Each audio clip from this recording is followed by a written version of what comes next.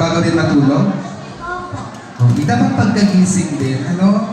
Pagkagising dapat nagdadasal din. Because every gising is a blessing. Ogie Diaz. Okay? Ready ka na sumagot? Okay, bulat ka na ng tanong.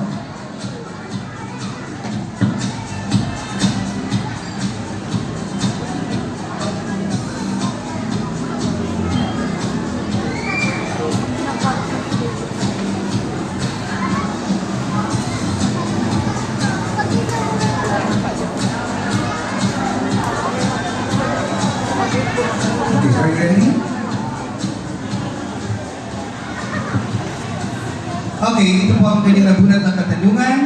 Judges, audience, kapag may nagbigay sa iyo ng regalo na hindi mo naman gusto, ano yung sasabihin mo?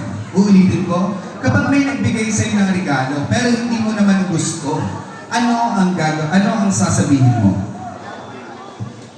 Thank you for that beautiful question.